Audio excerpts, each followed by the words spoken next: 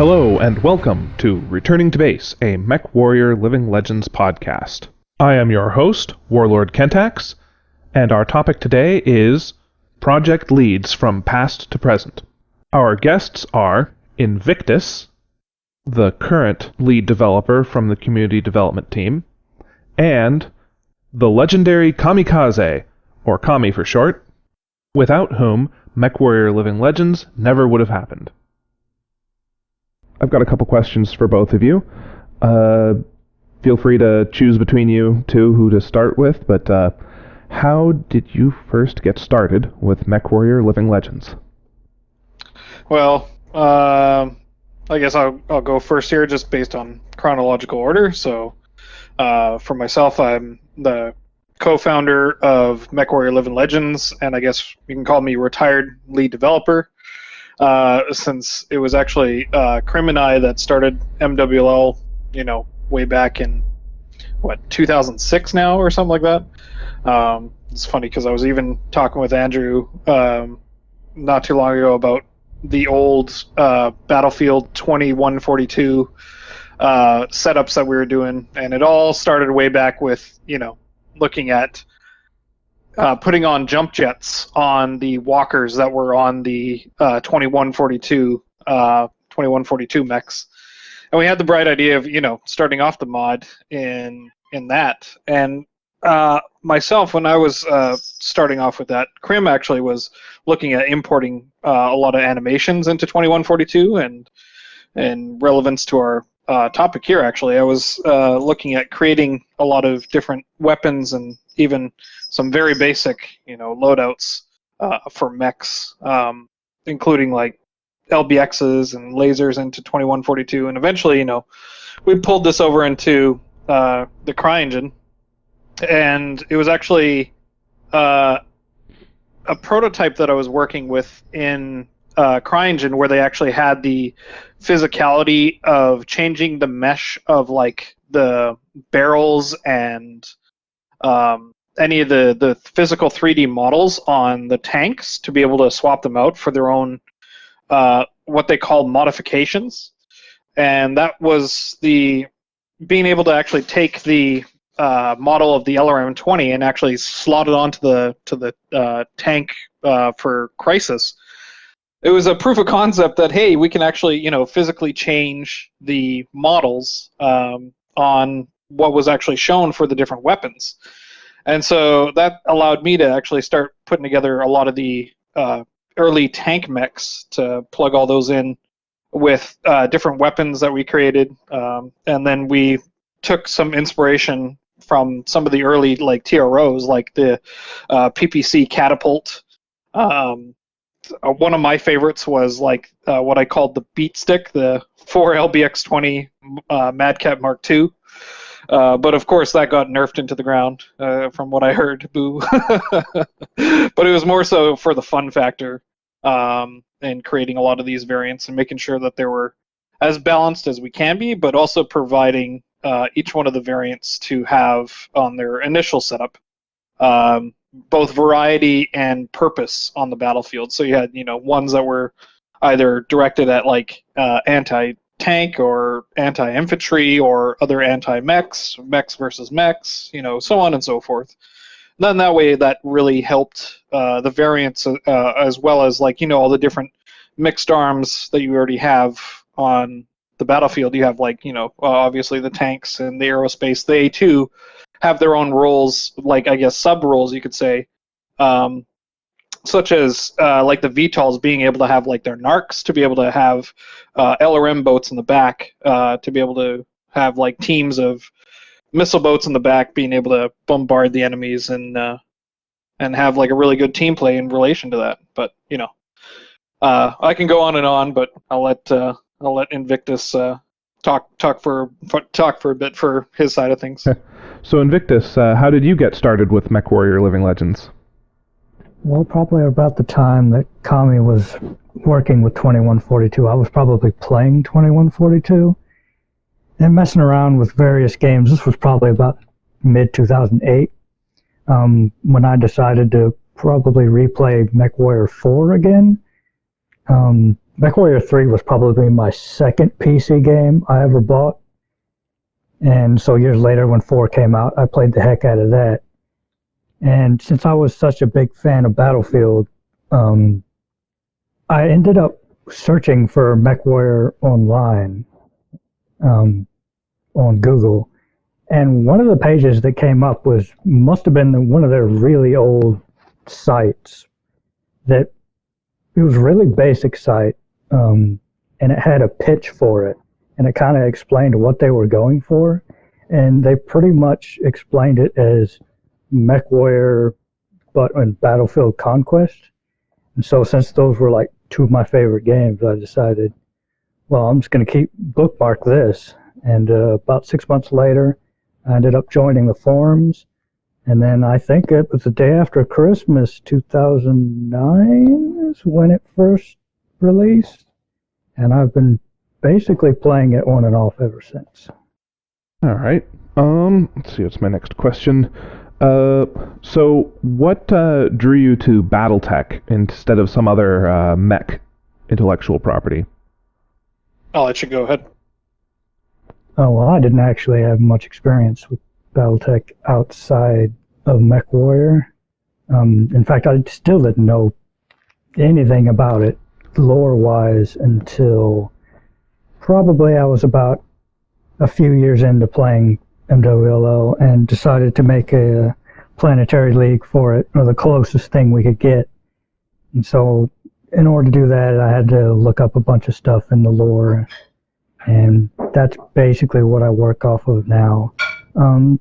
I do prefer BattleTech over most mech stuff, just because a lot of mech stuff is either a little too generic, like they're just kind of robots.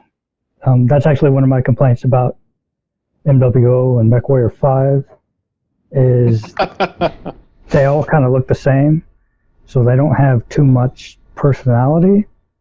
And yeah, they might look sleek and high tech, but at the same time they aren't as distinct from each other. Yeah, and when you go into the background lore of how they're, designed sometimes hundreds of years apart, completely different parts of the galaxy, it's like they're not all going to look the same. There's no way. So that's kind of silly. Well, I mean, we are talking about the IP that was created back in the 80s when even, Star Trek had everybody as humanoid aliens walking around. So, I mean. I think they probably just had such distinct looks from the originals just because they got a bunch of random artists and just drew a bunch of random stuff. And most of the old art is actually really, really bad, but at least it's distinct. It's true, and I think they were trying to, figure out what kind of look that they were going for. And then, of course, I don't know if we wanted to bring up the Harmony Gold issue in this podcast, but there's also that with that artist that shared between Robotech and BattleTech, the same designs. Yeah, I'm sure that certainly adds another dimension of uniqueness to each asset, or each mech tank that's in the game. And so, Kami, how about you? What got you into BattleTech as opposed to some other IP? Well, I don't think you can really separate that. If you're a fan of MechWarrior, you are a fan of BattleTech, whether you believe it or not. I mean, I played the MechWarrior series, obviously before the tabletop, since I was more of a wider appeal. I actually played MechWarrior 2 back in, the early, DOS and Windows 95 days. Didn't really get too far into it. I didn't actually play much MechWarrior 3, actually, but MechWarrior 4 was my bread and butter. If anybody remembers, MSN Gaming Zone, I was on there a ton, and even did a lot of fun projects prior to, making MWLL. I was doing video editing, and we also created a bunch of clans, did some planetary leagues in MW4, and then eventually, MW4 died off.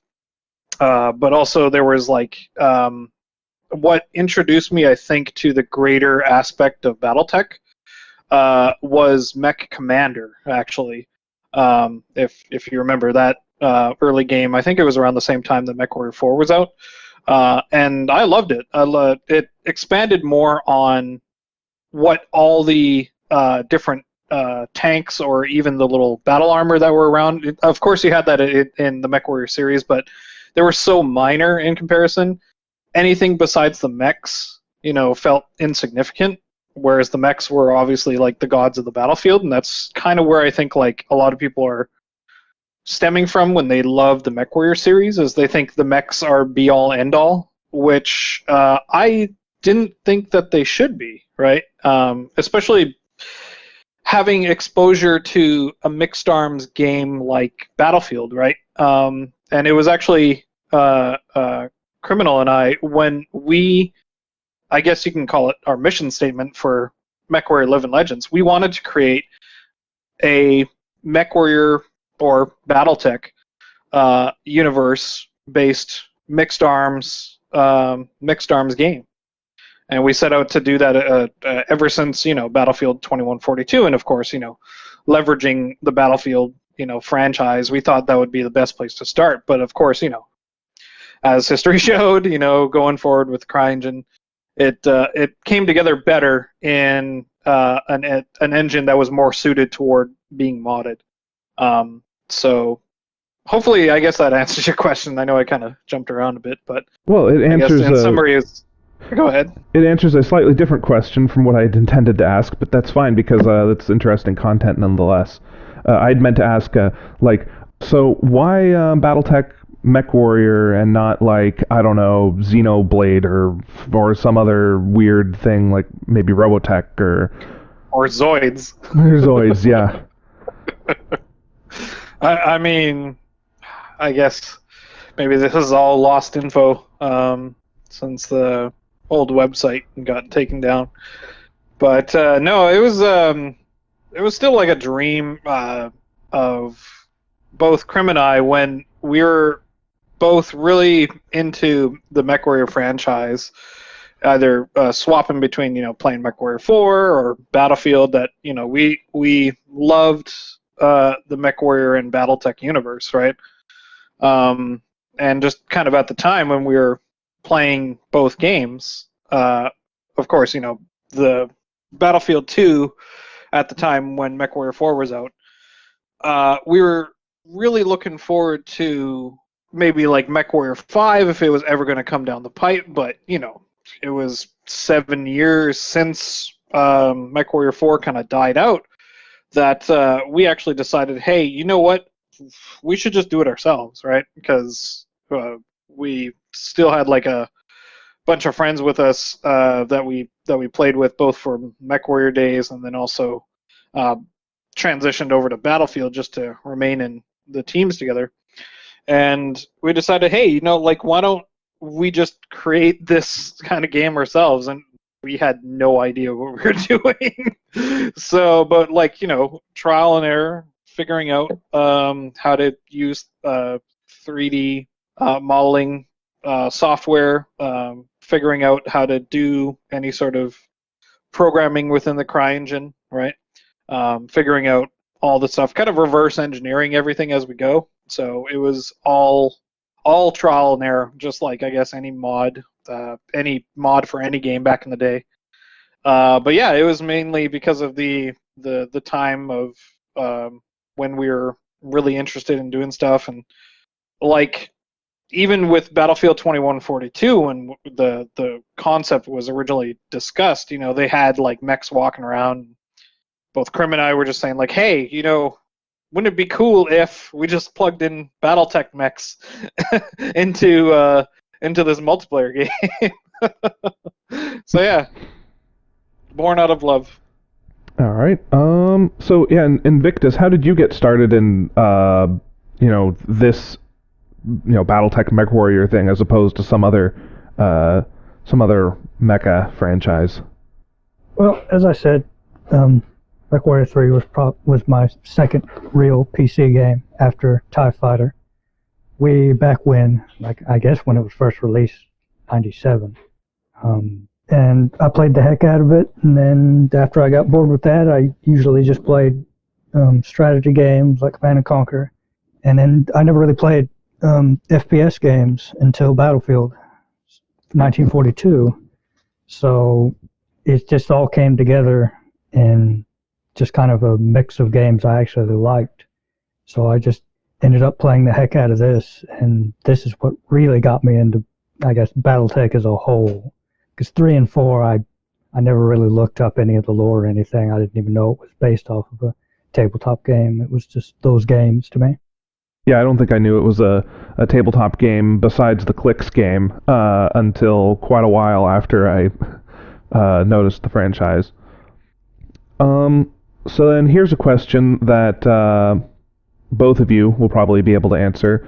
And it always comes up from the community. Why not spend all of this effort on an original IP so that, people could take donations or compensation of some kind?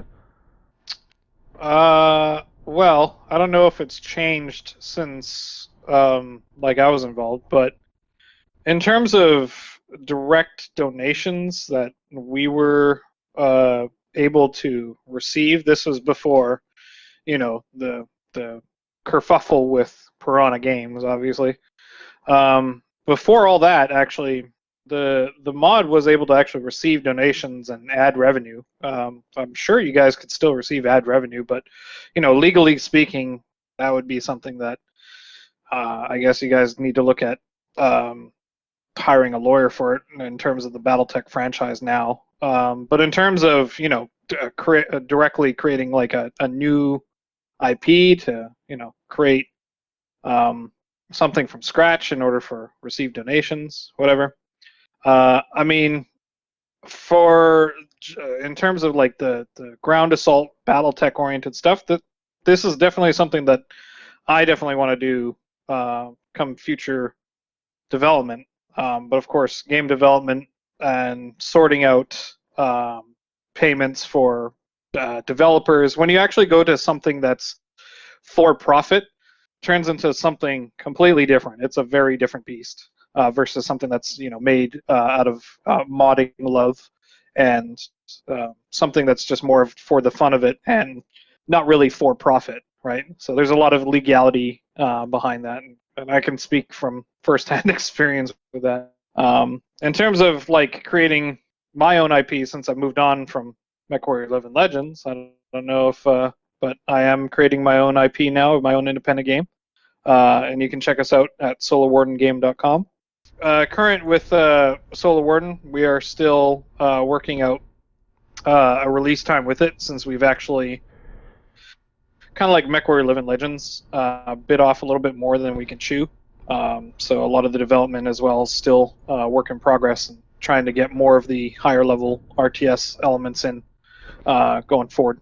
But we do have a demo out on Steam already, and we will be putting that also on Steam as soon as we're ready for release, and alpha will be actually soon.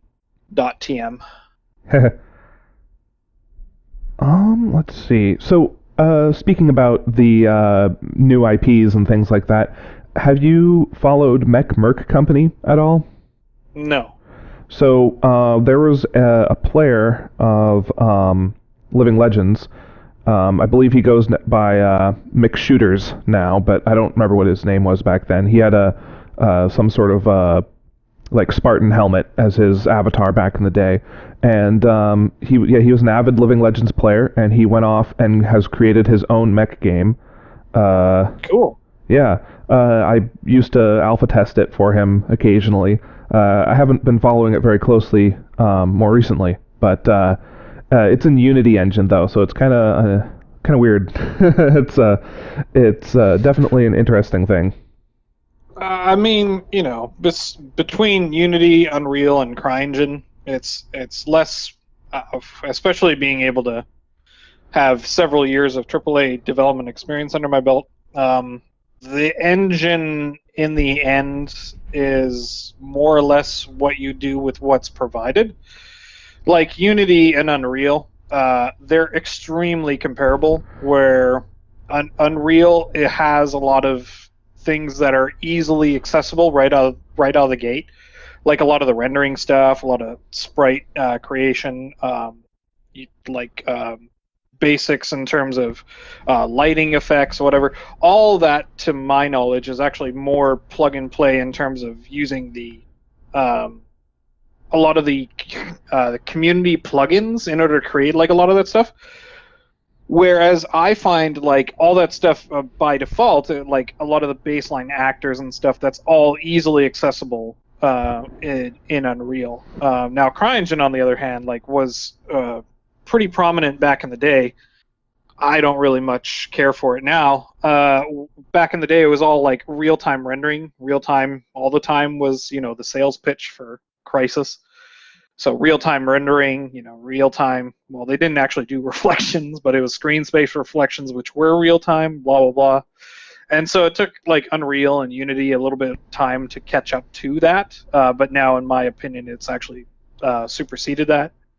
But in terms of like, just Unity versus Unreal, really, there's not a lot of difference if you can get down into the minutia of the engine itself and create it how you want it, regardless. But I will still say, I am definitely holding the flag for Unreal because I love developing in Unreal. I find it a lot more streamlined to develop via Unreal. Whereas Unity feels still a little bit more of like a dinosaur, which CryEngine definitely is now. But that's, my opinion. So when you said like real-time rendering, you're talking about how like textures and things aren't burned in? Is that it? Well, you could play that multiple different ways. So like, okay, for instance, do you know what tessellation is? Like real-time tessellation? I know what literal tessellation is on like an MC Escher sort of thing, but I don't know what it is precisely in the sense of a video game.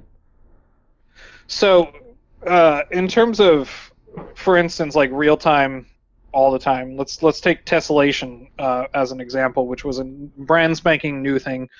But I don't think we actually implemented too much of it in MWLL. I don't know if it ever went forward, and I know like Crim was and a few other developers were dabbling with it. But essentially, like real-time tessellation is it takes like a height map of a texture. Like textures themselves are something that are in all 3D real-time game engines. They are a pre-baked two-dimensional image that's projected on a three-dimensional a UV map that's like 2D coordinates on three-dimensional faces on the side of a 3D object, right? Mm-hmm. So that's there by default, no matter what.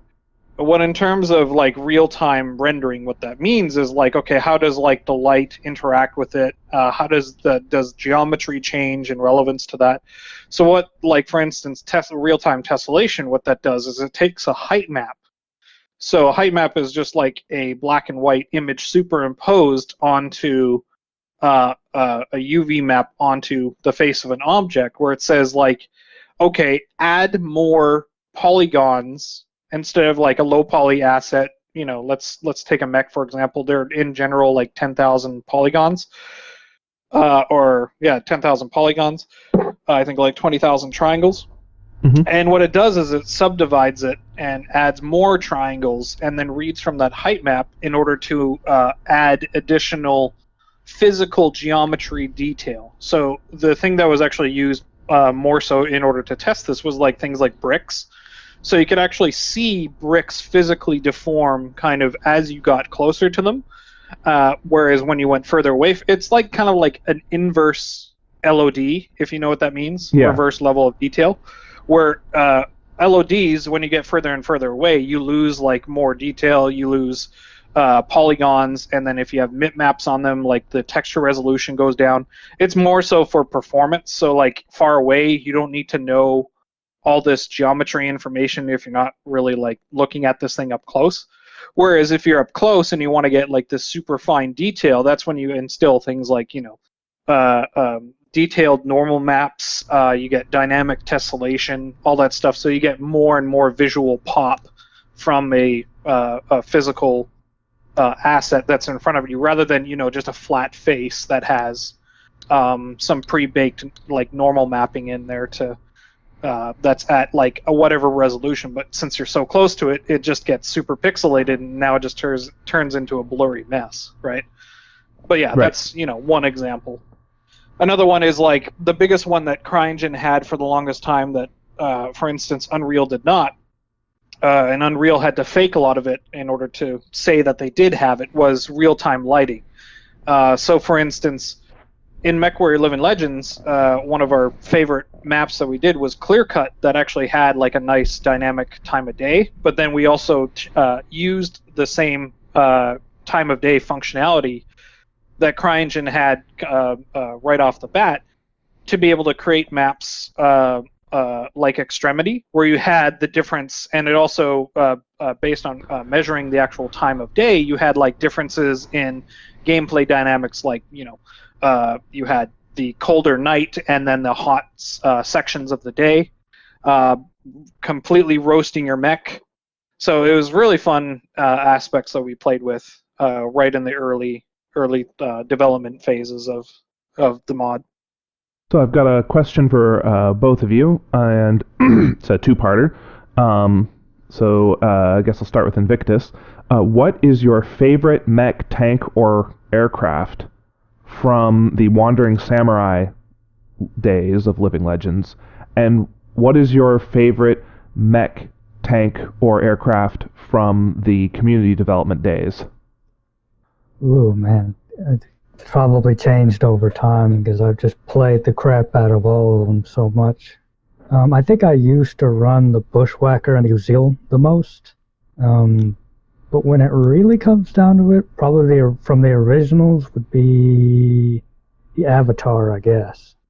And then from the new stuff, gameplay-wise, I think my favorite mech in the game right now is the Sunder. Even though it kind of looks like crap, it still is ideally suited for my playstyle. Hopefully you guys can retool the Sunder, because I'm not a big fan of that zebra print myself. I think of all the new assets, probably the one that looks the best, especially texture-wise, is probably the Xerxes. I don't think the zebra print is the default for the Sunder. But yeah, the camo, I don't know if it... Yeah, I don't think it meshed very well. Here's the... Either way, I'm not a fan of it. Well, even the Sunder from the original TROs looks terrible. Yeah. But I don't know. It just looks like built out of Legos, really. And it definitely needs a little bit more detailing. But yeah, that's, again, my opinion. So yeah, go ahead, sorry. Yeah, it turned out to be way more low poly than I originally intended. I think Chazar was still in the process of learning, and we've really never been able to correctly reproduce the high poly to low poly bake process that you guys used in the past. So it's always been either too messed up or too basic as to be really worth it. We've kind of struggled with that. So in the Sunder's case, it was too basic. Well, I mean, that's a matter of dealing with just how to bake normal mapping and getting the cage proper. There shouldn't be anything specific with CryEngine needed to make that come out better, but I mean, if you guys need help to get some pointers to make those things come out better, I'm here to help you guys out if you need. I mean, Chazar basically taught himself from scratch basic modeling and Blender. Because we just didn't have any modelers for a long time, so he basically eventually just stepped up, and then I have to do most of the technical stuff in 3ds Max to just take the basic model and then work with it, and get it in the engine, which is just a whole big mess. Oh, I hear you. I hear you.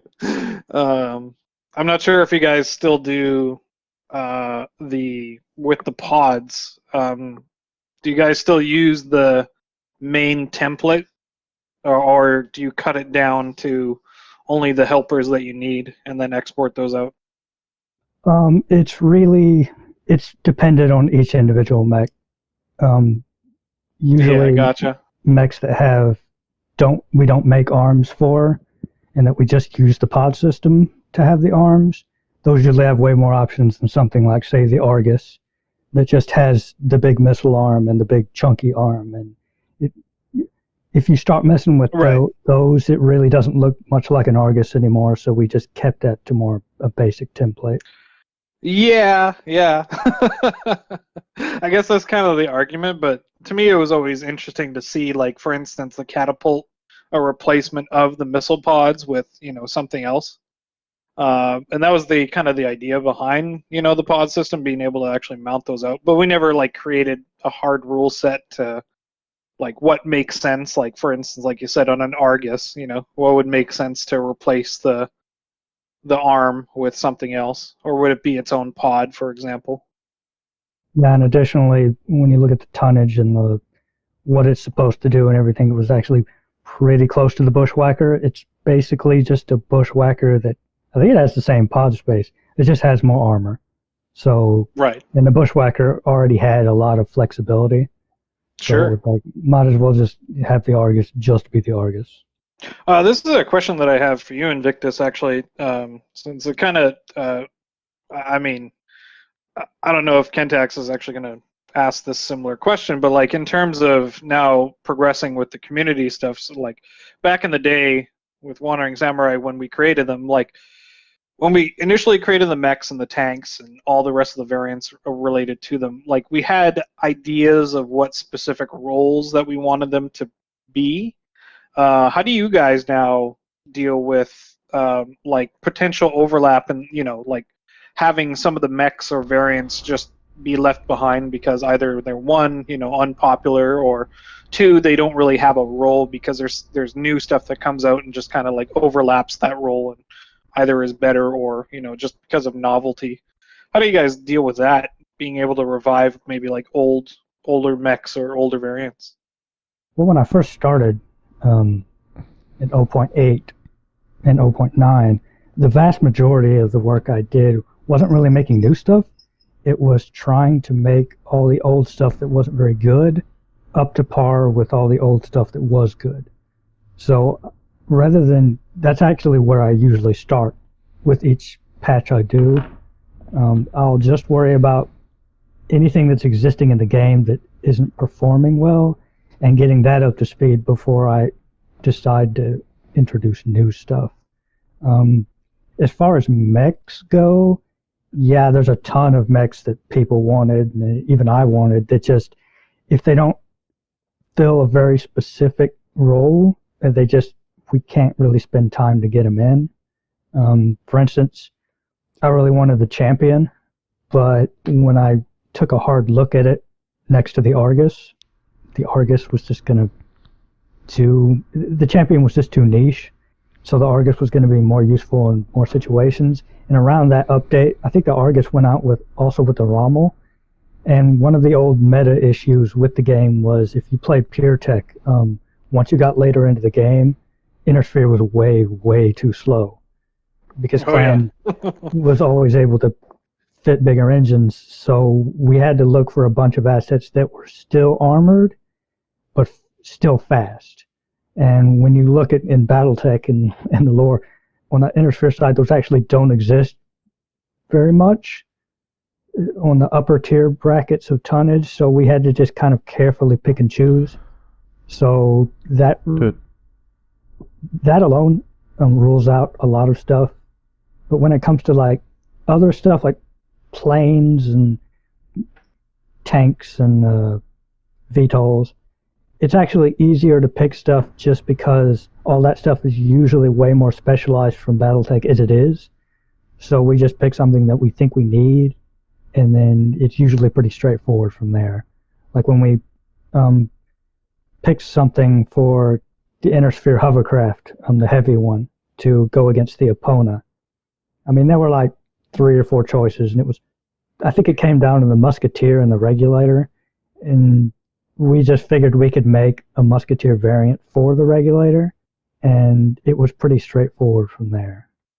I know that one thing that you've done a couple of times is take an old chassis and change the engine in it, not unnecessarily on just one variant, but on literally every variant of that mech. I think you've done that to the Chimera and the as well as the Avatar.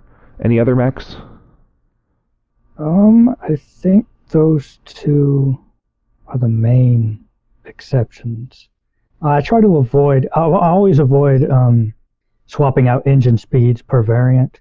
I think the one exception is that there's one partisan with a fusion engine that goes faster than the rest of them that all have ice engines, but that's about it. Try not. There's a Rommel, and that has a more powerful engine, and then there's a Mithras with a downgraded engine. Can't remember if there are any others. I'm more willing to do it on tanks than I am on mechs. I don't like to do it on mechs because when you look at BattleTech and you get past the art, once you start messing with fundamentals like engines and internals and stuff, there really is no difference between two 75-ton mechs that have two different names. Now the reality is in a video game, the art matters because the hitboxes matter, so they'll always be different.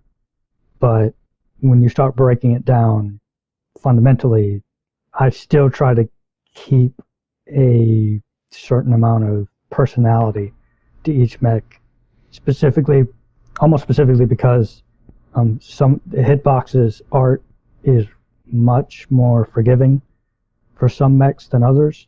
So if you have two identical 75-tonners that go the same speed, have similar loadouts and similar armor, everyone's going to gravitate to the one that has the better hitboxes. And you can try and offset that by one that has worse hitboxes, even though it technically goes to the same speed. You could give it more torso twist. You could give it a better turn rate so it can dance around better. There's things that you can do that definitely aren't mentioned in BattleTech, but you can kind of fudge in the background in order to make things competitive. Yeah. I remember all about that. That was something we did with, it's funny that you mentioned, the Bushwhacker and the Uziel. In terms of when we initially set those up, those were something that we were considering right off the bat and making sure that, of course, Uziel being a little bit lighter in tonnage, but that was something that we wanted to make sure was take into consideration turn rates, like you said, and then even adding we didn't really touch a lot in terms of the internals when it came to the variants. But what we did do was very much set up distinctive personalities in terms of acceleration, turn rate, even manipulated a little bit of jump jet or coolant and how much fuel each one had.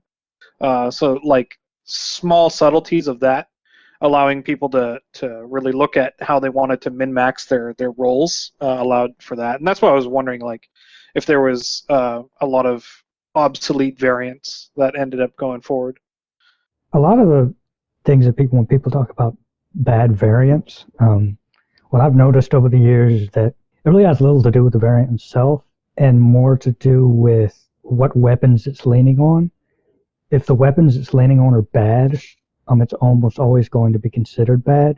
So I actually care more about looking at all the different weapons first and making sure they're all literally carrying their weight before I worry about changing variants. There's actually been quite a few variants and quite a few chassis over the years that everyone constantly wants me to change them, but I won't until I get around to actually fixing what's fundamentally wrong with their parts.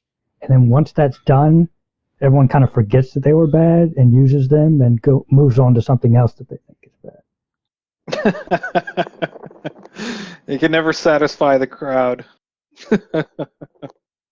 I mean, there's a lot of things that have taken years to get right. I remember a lot of the assault mechs were kind of copy and paste as far as what they were supposed to do. The Mauler, the Atlas, and the Awesome, I think before 0.7, all went 53 kph. They all drove about the same. So the only real difference was the Mauler had more guns, the Atlas had more armor, and the Awesome was just bad. And it eventually has gotten around. Hold on. The thing with the Awesome is it was actually supposed to be the one with more heat sinks than the Mauler or the Atlas. So it was tuned to be like a laser boat or a PPC boat. And the Mauler was just like the more offensive version of the Atlas. And like you said, the Atlas definitely had more armor. And the main kind of role of the Atlas was kind of like the Inner Sphere Assault Herald, where it also had the Angel ECM. So there was a lot of relevance to that. I don't know if that changed after I left the project, but hopefully that didn't. But in terms of let me just interject with the speeds. Yes, it was copy paste with the speed, and that was mainly because Atlas, Mauler, and Awesome were all using the same legs, so they were actually among the first mechs that were actually created to begin with, and so we had to make a production call on how to get the most bang for our buck, because it was trying to get the mech pseudo speeds to work with their animations. So in order to get those to work, we did a copy pasta on that. So yes, in terms of laziness on our part, but in terms of since we were already a year behind, we wanted to get the game out, and we plugged those all together. So hopefully it sounds like you guys fixed it since then. Yeah, the Awesome goes 64 kph now. It definitely couldn't go any faster animation-wise, but I think it can pull off 64 kph and still look good. Since they were like the same legs and the same pelvis, how does that look any different than the Atlas or the Mauler? I think it just has a little more get up and go. I mean, all of the mechs sometimes slide a little bit when they're running, but it's definitely not noticeable enough in game to where it's jarring. Gotcha. And also, the taller mechs are always going to be able to get a little bit more speed without it looking weird, just because they have longer legs. Yeah. Yeah, for sure. That Especially the chicken walkers. That was a huge problem with the Hellhound. I don't think anything faster than 97 kph with the short man leg, I don't think it's possible to animate without it looking completely terrible. Yeah. I'm not a huge fan of how the Hellhound turned out animation-wise. The main problem with it is that when it's that short, it has to sprint. It has to sprint naturally, and almost no other mech in the game actually sprints. They just walk fast. And walking fast was not going to work. I tried it, and it was just walking like a zillion miles an hour. It looked like it was sped up. In terms of sprint, are you talking about the gait? Or are you talking about like the actual blend spacing between like the running animation and the walking animation? It's more how many footsteps are in the gait of the max run. So the Hellhound actually runs at full speed like a person would, to where when you're at full sprint, your both legs kind of leave the ground at some point. Yeah. But you're still using the differentiation, is what I'm saying, between walk animation and run animation, right? Yes, those look fine. Okay, gotcha. It's just at the max speed, both the Commando and the Hellhound have to sprint. And it looks a little weird in game because nothing else does that. I mean, when I look at it in a vacuum, it doesn't bother me. But when I look at it compared to everything else, when they're running in a pack with other things, it does look very different. Sure. But it was just that was something that like we struggled with early mech creation and just the legs.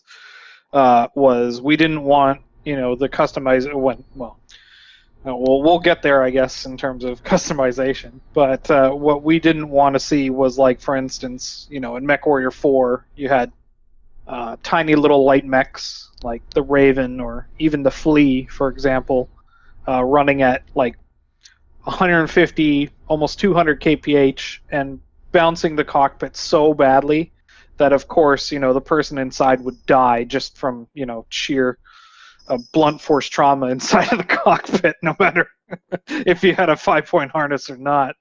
I mean, it still just looks silly. So I understand, like, if you guys like extend on that, but that was something that we decided to do. Is like, okay, and just in terms of physicality, we wanted to limit their speeds, regardless of TRO. With the Anubis, Yeah, I think it's you see a bit of that shaking at slower speeds. Yeah, the two mechs that are a good example of that are the new mechs. One is the Argus. We made the Argus before I reverse engineered how you guys exported the leg animations and made them and everything. Yeah. So there were several mechs that got included: the Argus, the Cauldron-born, the Anubis. Before I had reverse engineered that we had to use all the old leg sets. So when I looked at the TRO art, the Argus legs actually look really, really similar to the existing Black Lantern legs. They're actually about the same size as they should be. So we decided to go with that. But since the Black Lantern legs were designed to run really, really fast, when we had it only do 86 kph, it has like this really, really gentle gait. So it's like a super smooth ride. The other example on the other end is the Anubis. The Anubis uses the solitaire legs, which also are supposed to go really, really fast. Now, the Anubis itself is fast. It's 129, but the solitaire is 168. And one of the problems with the solitaire was it's one of the mechs that we don't have the source file for. Oh, no. Vlad worked on it, and he never got us those sources. So I was never able to really know what I was getting into when I picked those legs for the Anubis. It was another situation where when I looked at the TRO art, you could argue that the Anubis legs are actually quite close to the solitaire legs that exist in game. So I decided to go for it.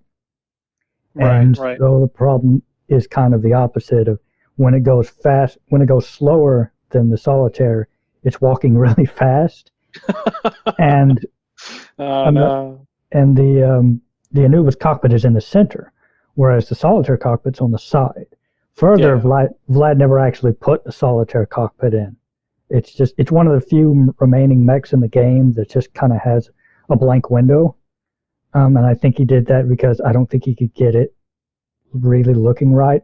And so the Anubis is an almost extremely vomit comet. I think it's probably, if I went back and tried to make legs for it, I could probably fix that, but just the simplicity of changing the solitaire legs animation, since we don't have the source, it's just more work than it's worth. Oh, man. Yeah, no, I wondered with, this was something that even when I was working on it back in the day, I actually came up, I guess it was lost in translation, because it was one of the last few things that I was doing before I left the project was fixing, obviously, the inclusive cockpit, right, forces a restriction on the way that the mech bobs in order to allow for, a semi coherent ability to aim. So if you're, in the middle of a walk cycle, right, from the exterior, the Awesome and the Mauler, I don't know if you guys fixed this, probably not, but and the Atlas, they all look like they have sticks up their ass, so they're super rigid, super stiff. But what I did, I hope you guys still have the source files for the catapult, because with the catapult, what I did is add a additional helper, which was it was meant to be kind of like a like shocks, for example, but it was in relevance to the cockpit and the cockpit aim, allowing it to maneuver ever so slightly with, I think, like a 15-degree additional bob to the animation, but still keep the viewport relatively stable while you're walking. So first person actually looked like it was still stable while you had a third person actual bob just to a slight extent. And I think we also applied that to the Owens. Was another one that we put that through.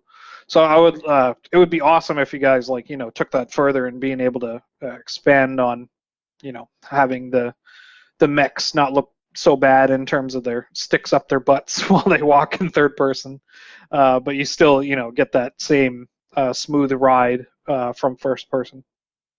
we've been able to, I think we used some sort of system that was left over because I worked a lot with a lot of the newer mechs. Once I had to make the animations of just tweaking them over and over and over until there was enough bob on the outside without it being a vomit comet on the inside. Yeah. I think the one axis that you really we weren't able to work with was the x-axis. So hip movement from side to side really throws the aim off. Up and down, like the z-axis and y-axis, especially the z-axis, just bobbing up and down, it's okay. I have a little bit on the Hellhound, a little bit on the Commando. There's quite a bit on the Fafnir and quite a bit on the Solitaire. But that was really the one thing I wasn't able to. Because one thing that was interesting with the Kodiak, I actually wanted it to kind of lean forward when it runs, because what you describe as the very rigid walks, I kind of call it the Franken walk, especially on man leg mechs. They're all, the Atlas is always literally Frankenstein pose, has its arms out and walks straight up, and they all have to do that. But the Kodiak, I was kind of hoping a little more closer to what you would think it would look like based off of the art, or where it really leans forward into its run. Yeah, like a bear. Yeah, and gotcha. I was semi-successful. I think one of the problems was, in order for it to really do that, the head actually needed to articulate itself. And it's set up to do that, I think, in the scripts, but I don't think I ever got it. It was something that I think someone, probably Defender, probably experimented with back in the day, but I don't think you really got it working.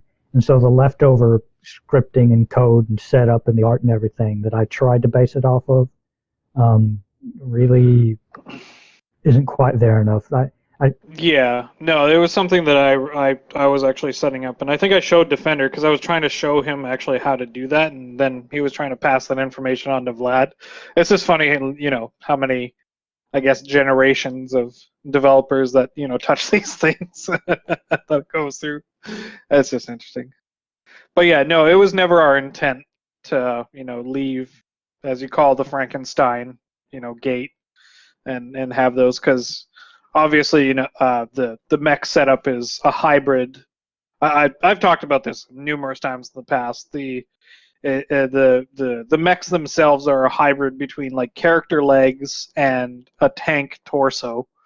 But yeah, it was never our intention to fixate on that. But because of the fact that we were trying to make it so that it was an inclusive cockpit rather than a how usually games do it with first-person shooters is they have a completely separate first-person mesh, and then when you go into third-person, then you have a completely third-person character that actually do end up obviously, for the most part, they have different animations because of the different skeleton.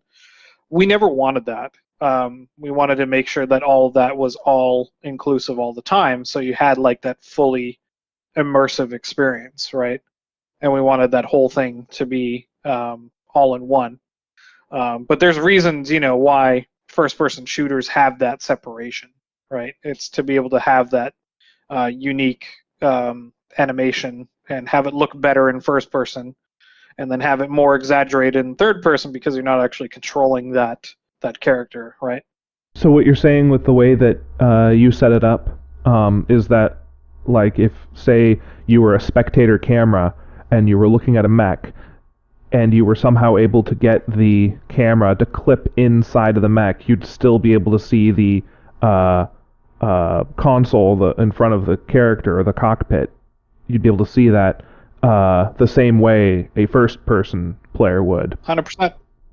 100%. You guys could probably still set that up for like camera views. I think CryEngine 2 still allowed for that. It was like when you either choose between orbit cam or whatever, you can have fixated or fixed like spectator positions. You wouldn't get the HUD, of course, right? So because the HUD is all unique to the client themselves.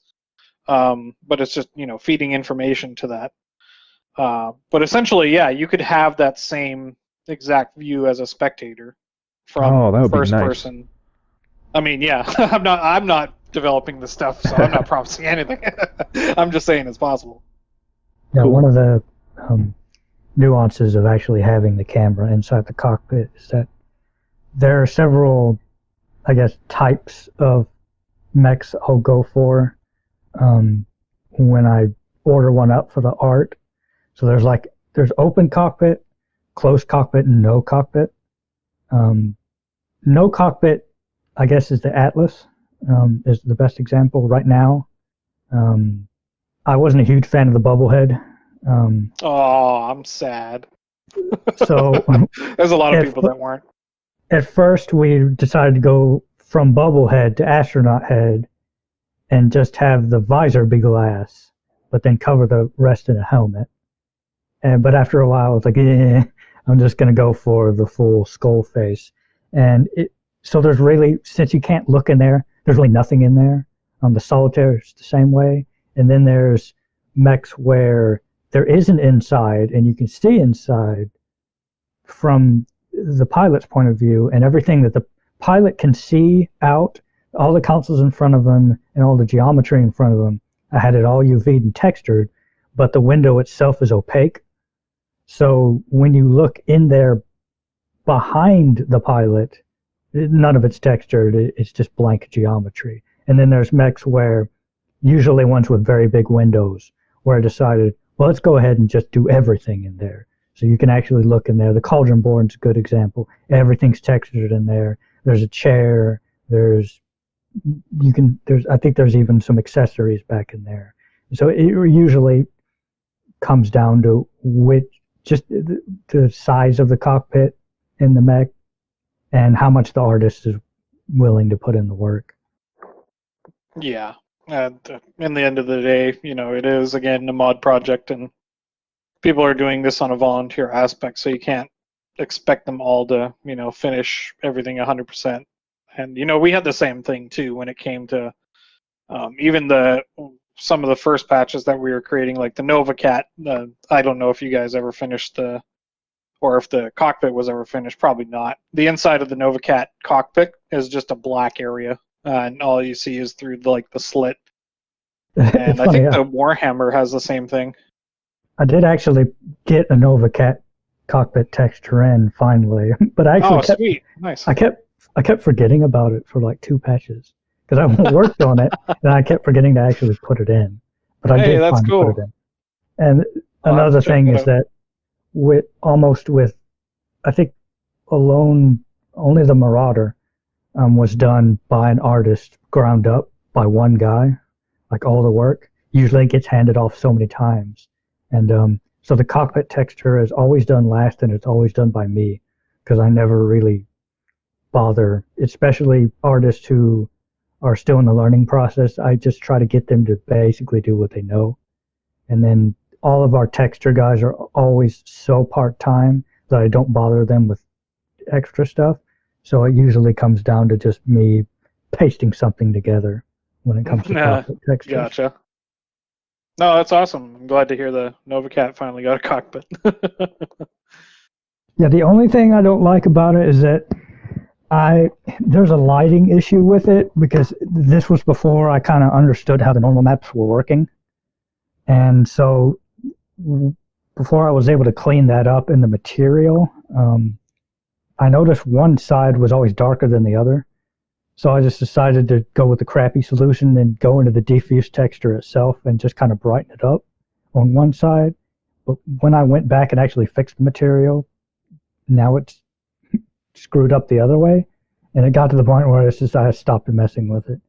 But it is just a basic texture. There are screens on it, but because I didn't go back and cut out geometry in order to give the screens different material IDs, in order to give them lighting and all that. Most of the newer stuff we've been able to build like that, but a lot of the older stuff we just had to do it basic. And I do plan on probably going back and eventually finishing all the blank ones It's just, it always depends on what we have the source for and just what I have time to do. Yeah, for sure, I get it. So another thing I think that occurred over time with variant changes, with what we were talking about earlier, and this I think was during the Wandering Samurai days that these changes mostly took place, was moving away from very heat-heavy builds. Like, I'm just looking at some of the old variants, like there's a Shadow Cat with 4 ER large lasers and 1 ER medium laser. Like, that thing would just melt nowadays. For the really old stuff, I think some of that's proof of concept, to where even it was actually playable in game back in the day, they still didn't have those. No, I vaguely remember that one, because I think that one had the bipods, but yeah, like you were saying, it was more of a proof of concept, because we were testing out the pod system heavily, and the Shadow Cat, Uziel, Catapult, Mark II. Mark II was a big one that we were playing around with. If we were playing around with the pods, like, we were really stressing, how could we get to the nth extent of these. Prime example, I go back to my beat stick. 4 LBX-20s. I still say that you guys could rip off armor to make that work, or rip down the engine. You could strip the whole thing to make that work, but whatever. But again, it came back to, we were less inclined to follow strict TROs. Like, as you already are mentioning, the difference between, like, the TROs on tabletop versus the actuality of, piloting a mech in real time. There's vast differences and things that occur in terms of rule sets, right? This is kind of tangential, but, like, for one of the complaints that we had from purists is, like, oh, why don't we have, crit rolls when you're shooting at something? And I said, no, that's stupid. Because of the fact, if you're physically aiming at something, you're going to physically hit it, right?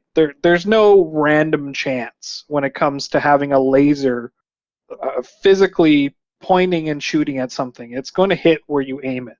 Now, of course, there is a random chance roll you could have in terms of, like, recoil or spread on a ballistic weapon, of course, and that's already there and accounted for. But there's no reason to have, like a stupid random chance dice roll for no reason. But anyway, what I was getting at is, like, in terms of those early variants, it was more of a matter of the rule of fun rather than following the exact pure rule sets that were established, right? So it was more about flexing the availability, but of course, it's all a matter of balancing those rule sets and making sure that all the variants, again, had a role to play. Do you recall the Light Goss Fafnir? I wasn't there for that. That's what I was thinking. Yeah, so there was a Light Goss Fafnir. It had 1 Light Goss in each side torso and 1 Light Goss in each arm. It also had 2 medium lasers and Bloodhound probe on top of that, and it was just horrifyingly good. Even though its DPS was way lower than basically any other Fafnir, it was able to put 4 Light Goss into one component on an enemy mech at 1,200 meters. I think that was, well, I don't know who made that variant, but that, as well as the rotary autocannons. I remember Defender showing me videos of the rack Fafnir as well, running around, and I think those were, like, kind of callbacks to the beat mech, but in their own style and their own Bodhi ways, right? Like, the 4 Light Goss and 4 rotary autocannons, that kind of crap. But yeah, it's just funny to see that, having developers after me come in and well, first it was like bitching about how this is overpowered, and then they create their own overpowered mechs and variants. Yeah. But hey, whatever. I'm not gonna dwell on that. The there was also the Shiva, because there was like the beatstick Shiva that had 2 LBX20 and 2 LBX10. Was that during your time? Holy. No. But I also remember after me there was the heavy Goss Shiva, and I was like, oh my god, that's just silly. It seemed like there was no other reason to play on any other aerospace if you're doing a bomber than the heavy Goss Shiva. I don't know if you guys still have that guy in there. There's a Shiva with 1 improved heavy Goss now. Okay. What's weird... That's not as bad as 2. What's so weird, though, is that the 2 heavy Goss Shiva is not actually that far off from an actual canon variant. There was a canon variant with 2 improved heavy Goss. Yeah, see, that's just silly. I remember when we created the heavy Goss, and we had the heavy Goss Hollander, and by itself was just super overpowered, especially early game, being able to grab that pretty quickly. I think even out of the gate you could buy that. Yeah, I think at the beginning there was the Rack 5 and UAC 2 Hollander was one of the few ones you could afford, but yeah, like with just a small donation you could grab that heavy Goss one. Yep. The Shiva, I think it's much more fair now. It's not nearly as awful as it used to be. And also speaking to other variants that like are canon and are absolutely ridiculous, there's like a 6 LRM-15 Novacat in canon. Yeah, like what's that about? It's so it can keep firing even after it loses an arm. Like no concept. Well, sorry, let me just jump in here. When they had no concept of actually like physically changing the models in relation to that, like where would you put that? Like you would have like a bipod of LRM-15s stacked on top of each other on either arm, and then where you would put like you would randomly pull out of your ass like 2 additional shoulder mounts or shove them in the torso somehow. Like what? That's stupid. I think I saw a custom-built model of it once that had great big, like almost briefcase-sized hands. Yeah, and that's just ridiculous, right? So, again, throwing shade at the TROs again, like those TROs, they were just making up crap because they had like the rule set set up for the tonnage, right? And this is where I say like there is TROs that do stretch the limit of those, and there are certain things, especially on a real-time game, that you shouldn't do, right? Like, I don't know. For instance, I really wanted to instill a rule set actually onto for instance, the Goss, right? Where I felt like Goss itself was a little bit overpowered in terms of the damage output and the range that I was doing. That I wanted the Goss to actually lose speed over time, right? And then also with that speed over time, it could also lose the actual physical damage that it would do over a distance. So in that way, you would actually have a differentiation between the autocannons, right? And then even for like maybe the amount of power that you put into it, you would have a differentiation of that, and then the heat generated with that. So it'd be kind of like a hybrid between, physically a hybrid between like a laser and an autocannon, but not either one or the other, because it feels like a lot of the autocannons kind of fell short afterward. Because obviously the autocannons are a lot slower than the Goss, but I just felt like, yeah, of course, with heavy Goss being wielded everywhere and just having heavy Goss being basically anti-air because they're nearly instant in terms of their shot and their speed, just made them silly. Yeah, I still get shot down with heavy Goss pretty darn easily. Yeah, and that in my mind is just silly. One of the balance points of the Goss on aircraft, actually we pretty much solved it by giving them a slight charge time. And that would be heresy if they were on the ground, that would be heresy. But since almost all the aircraft weapons actually work very different from the ground versions, when I did the big arrow rework in 0.9 maybe, that was one of the main things I did is almost all the weapons are completely different. I mean, the DPS is still similar. The heat generation is still similar. So you can, within the class, you can still call it that, but the way it mechanically works is usually completely different. And Gauss usually came down to, we just put a charge time on it because it got, I've actually had to make the charge time less because the initial numbers I went to, it only takes like a second and a half of charge or even a second of charge, makes it way harder to use. Oh yeah, we probably you didn't know about this, but prior to release, I actually fought and lost the battle of having PPCs have a charge on them because of just their destructive capability. PPC was one of the few weapons that did both EM damage to fuck with your HUD, as well as splash damage that didn't rely on ammo. So, of course, you have the autocannons, especially AC-20s, and a little bit of AC-10s having their splash radius, but PPCs having their big splash radius did a hell of a lot of damage along all the torsos, right? So in order to kind of compensate for that, I wanted to instill a charge on the prior two in terms of firing them. But holy crap, did I get a huge blowback having that, and I finally, said, all right, fine, we'll do this, but we'll have to reduce their splash radius. But now I don't know where the PPCs are at in the current meta. But in terms of where we initially were setting, the PPC also did heat, so it was kind of like a big kind of catch-all. So it felt very overpowered, but at least it's slower than the Gauss. So at least you had that in terms of it.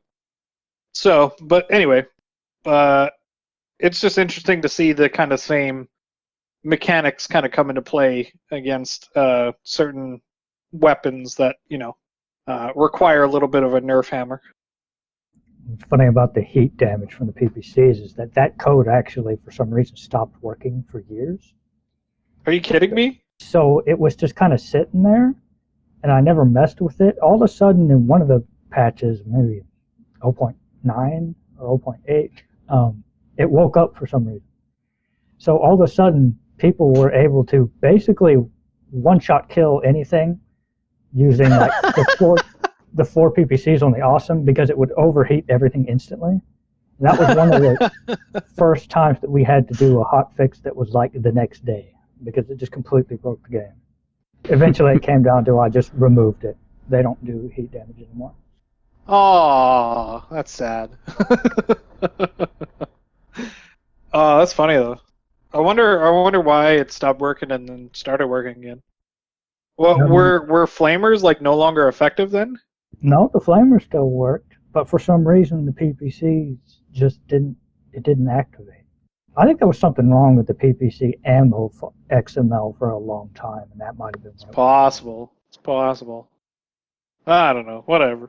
So I brought up the Gauss Fafnir, the light Gauss Fafnir earlier, and I had wanted it back, and everybody in the various variant discussion channels and stuff was very rightly saying, no, Kentax, this is a bad idea. This is a bad idea. Don't add this back in the game. And so I tried to think of a bunch of different ways to try and get a light Gauss Fafnir back in the game. And Invictus kept telling me, no, you can't have light Gauss in the side torsos. The light Gauss is too small of a weapon. It just isn't really appropriate to have such a small weapon in such a gigantic side torso as the main weapon there. And so I eventually came up... That I agree with. Yeah, I eventually came up with this variant that had light Gauss in the arms and regular Gauss in the side torsos. And before I let everyone else comment on it and that, I said, okay, before you all go off about how this is even worse than the light Gauss Fafnir and how it has even more pinpoint damage than it used to, remember, it doesn't shoot out to 1,200 meters, and the travel time is slightly different between these two different weapons, and so it's not going to be quite as reliable as that light Gauss one. Plus, it doesn't have Bloodhound probe, and it doesn't have the backup medium lasers. And even then, it got shot down, and just magically in the last couple weeks, it came up as a conversation topic again, even when I hadn't said anything in a long time. Maybe Invictus, Yeah, you can... I actually put it in because I came at it from the other direction. I had tried so many different variants that had just basic 2 Gauss rifles, and I tried so many backup weapon combinations with those 2 Gauss rifles, and none of them were any good.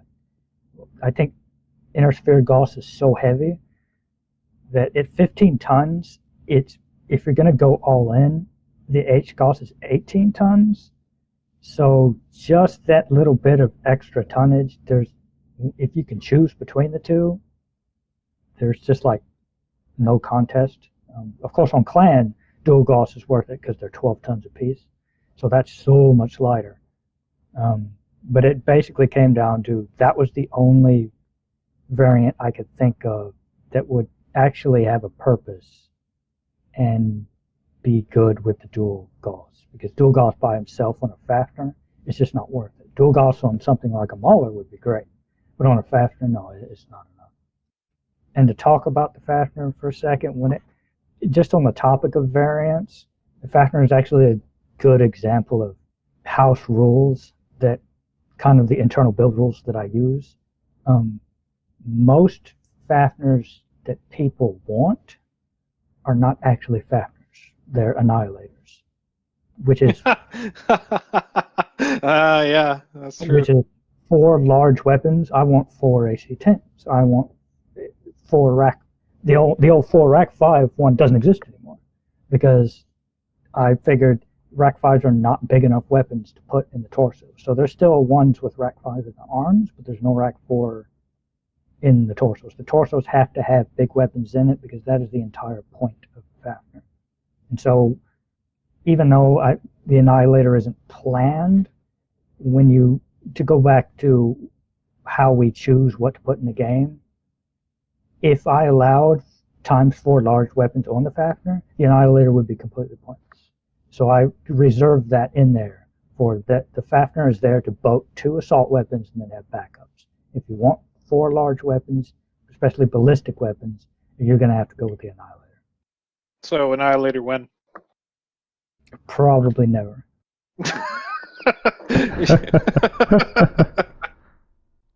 But it's that sort of discipline that you have to maintain, or else there's almost no point to adding new assets at all when you have such a modular system if you can just kind of fake it. So you have to draw a line at some point. One of the other big changes I noticed post Wandering Samurai was like requiring specific equipment on certain chassis. So, for example, the Black Lantern had always had mask on every single variant, but that was from Wandering Samurai days. The Shadowcat did not, but now every single Shadowcat has jump jets and mask. Correct. Both the Shadowcat and the Owens, back from the Wandering Samurai days, the original days, were problem mechs. They were just straight up better than everything else around their weight class. And I tried various things to fix this without quote-unquote nerfing them. And it basically came down to the fact that both mechs in CBT actually have fixed equipment. So the Owens has a tag and a BAP fixed on every single one. And the Shadowcat has both mask and JJ fixed on every single Shadowcat. And when I did that, it basically quote-unquote fixed the variants that were too good at what they were doing and had to have them draw back a bit. So some of the Shadowcats that just had way too many weapons, they had to draw back because the fixed equipment ate up just enough tonnage to where you couldn't quite stuff as much stuff as you could anymore. Yeah, the ERPPC Shadowcat, for example, it still exists. It still has jump jets like it used to, but now it has mask, and that meant that something had to be cut somewhere, and now it has fewer heat sinks, and so it is a hot box. Yeah, so it's still in, but it's not nearly as dominant as it used to be.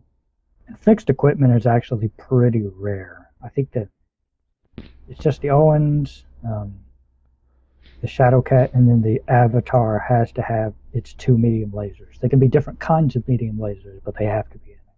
And then the Thanatos has a Guardian. Well, that's more one of those for free perks. Ah. Do you still have hard LRM slots like on the Cougar? Or do you have variants that have like SRMs on them? Oh, as long as they're missiles. Right. Yeah, I so think you're never actually switching those out into like some sort of non-replaceable gun.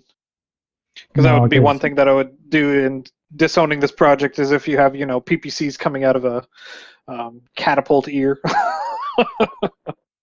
Yeah, no, we've never done that. If it's missile holes, it has to be missiles of some kind. Gotcha. Yeah, no, I'm happy to hear that.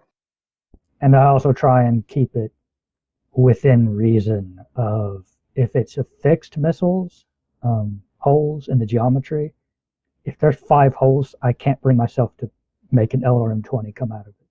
Maybe a 10, but there's certainly nothing like an MRM-30 is not going to come out of 5 holes. Thank goodness.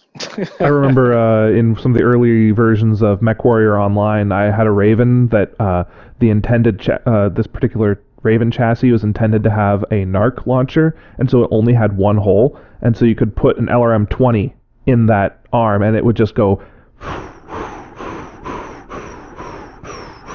constant. That's dumb. Yeah. I have no idea how they restricted that for the geometry on MWO, but I'm sure that they made some screwiness with that. The Argus and the Mauler have, I think, a little bit of an exception compared to some of the other mechs in the game because they're able to mount. Well, I guess the Catapult does too now. They're able to mount more than one missile launcher in that, like in the Argus's arm or in the Mauler's stacks. There's a funny story about that. It's actually become a headache. The probably first, before I was on the Alpha team, way back when King Lear was in charge, probably the first quote-unquote change I indirectly, I guess, encouraged in the game was all the LRM launcher sizes, the 5, the 10, 15, 20, all had the same DPS and the same lock time. So when you looked at them, the bigger ones were always going to be better. And so you had stuff like the Owens Prime. The old Owens Prime had 2 LRM-15s, which it's supposed to have 2 LRM-5s. And so the way they had worked back then is that trying to have a couple of LRM-5s was never going to be worth it. You had to have at least 4 for it to be worth it. So I made a long form post saying, look, if you just make them lock on quicker and refire quicker to have quote-unquote better DPS, even though they have less burst, they'll be worth it. And that actually did get it into the game, the next patch. Well, years down the line, that worked fine, but now I've run into a situation where there's a few select variants, particularly like the Thor Prime is a good example, which CBT only has 1 LBX-10, 1 LRM-15, and an ERPPC. For it being that late in the game and that heavy, that's not a very good loadout. So what I essentially decided to do is like, look, 3 LRM-15s is better than 1, or 3 LRM-5s in this system is better than 1 LRM-15. So the current Thor Prime basically has stacked 3 LRM-5s in its launcher rather than a single LRM-15, which from a CBT standpoint is perfectly fine. And technically from an art standpoint is perfectly fine because it still has 15 holes. But from a build rules perspective, it's actually gotten me into some trouble now because now I'm in the situation where stacked small launchers are actually better than bigger launchers, and I'm having to go back and rethink it again of how am I going to make the bigger launchers worth it over stacked smaller launchers, besides just saying you can't do that on most variants. Well, just a form of advice, because I love the idea on the face of it, because I think it makes a ton of sense, and I'm surprised we didn't think of it. But just kind of falling out of the system, what would make sense then is it's bulk versus price, right? So what I would probably look at doing is like if you have 3 LRM5s versus an LRM15, make them a half a ton differentiation, right? Kind of like what you already see with the autocannons. So in terms of just the setup of that, if you have like the LRM15s, you get more free tonnage based off of that. So of course that's going to allow for either more armor, whatever, right? In terms of that, that's how I'd probably approach it, because obviously there's more that falls out of the system than just sheer firepower, and I'm sure you're very keenly aware of that, dabbling with the internals, right? Because the TROs by themselves don't make mention of like how much armor these things have. So my thought was always with the Thor, because the Thor by itself, regardless of us implementing it or not, back in MechWarrior 4, the Thor was my favorite mech.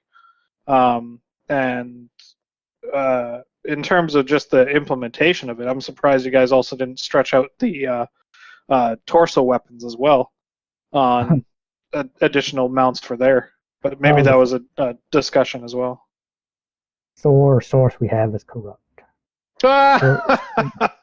So the one we got from Defender, I cannot get it to re-export.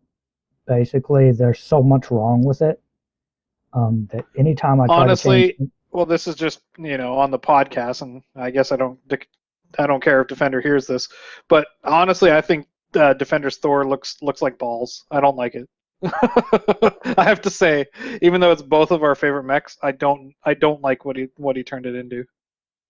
Yeah, so I honestly think that you guys should remake that model. It's pretty widely considered to be one of the only things that would be worth completely remaking the model for. Because pretty much everyone thinks it looks pretty ugly, and it's bugged as well. It has a very old radar bug to where when you're fighting it, it'll be outdated, and it kind of has its own cloaking device. And since the source is so corrupt, I can't really fix that from the art or from the 3ds Max source. I've tried to mess with it in the script, but I think it's actually a helper problem. So we can't even do basic stuff like adding another helper to put another weapon on it. It's just it has to stay as is, unless we completely redo it. One thing I never played with, I guess I never really. Well, okay, hold on. Here's another thing you can do. You can actually force a helper into the script. You realize that, right? Yeah, that's what I eventually did to put weapons on, or laser anti-missile systems on the riflemen, because we didn't have the source for the riflemen. Right. So I eventually figured out how to do that. Yeah, because it's a helper subsection in the XML that you can actually apply those to, but then you also have to be wary about where it's parented, because otherwise it doesn't actually follow the torso during the torso twist, so you have to actually parent it to a bone. I want to say that there is a reason why I haven't gotten around to doing that, because I have tried it. I've done it successfully in other mechs, but I forget something is wrong with the Thor to where it doesn't work on the Thor. Weird. That's weird. Sounds like maybe I need to come on for a little bit just to help you problem solve a few of these issues. Crying annoys the shit out of me, though. It might be an X-form problem. I think there's something really wrong with the whatever he exported it. Well, yeah, no. I'm sure you've run into this too, where without resetting the X-form properly, and via Max, you have to actually do the reset X-form, not just transform reset, rotation reset, all that nonsense, because it doesn't actually reset the bounding box, and you need that properly to line up, for one, with scale, and two, with getting the proper setup for the animations, right? So then otherwise CryEngine flips its shit, and either you have a really tiny mech, or things turn all weird, or you name it. I'm sure you've run into that problem. Yeah, that, and you have to completely unbreak all the hierarchy before you do it. or else it gets Yes, very angry. exactly. There is a way around it, and I can actually show you how to do that in Max, because I do that a lot now. I'm stuck with the Max 2013. It's the last one that will use the CryEngine 2. It should still work with 2013 Max. Anyway, that's neither here nor there. I just I just saw the picture you posted with the Nova Cat. and the oh, come on, that's basically a longbow, guys. All the LRM-15s. That's, oh my god. The armor Speaking of longbow, when?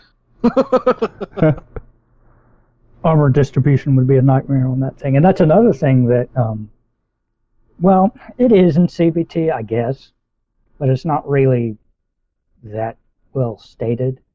There's another thing is when you have two different mechs with identical armor, but different art, you can't just go with the same armor, the distribution by default. Because if one has a giant left arm and a tiny right arm, the other one has two equal arms. If you have the standard armor distribution, one of them is always going to be worse. So you basically just have to say, look, I'm going to put more armor on the big arm and less on the small arm. Not only does that make logical sense, but it's kind of required for the thing to be viable.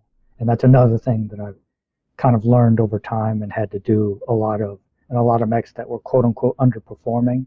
It's just when you make a mech and you try to have a cookie-cutter armor system, and the art's completely different, some of them are just going to be flat out better than others. And I had to go back and just tune the armor distribution to the reality of it. Did that happen a lot with, say, like the Solitaire and the Chimera and the Hollander?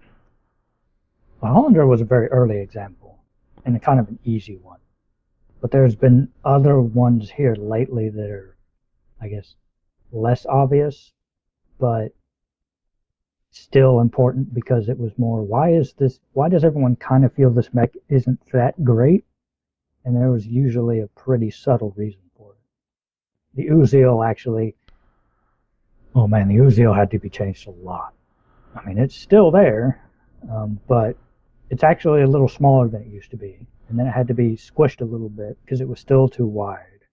And it still looks right, but just various reworks for armor distribution, the speed at which it can turn, all that stuff. Because from the original setting with it, it was just not worth it compared to the Bushwhacker. The Bushwhacker was always going to outperform it just because it's sleeker and has more armor and actually has more weapons, it has more everything.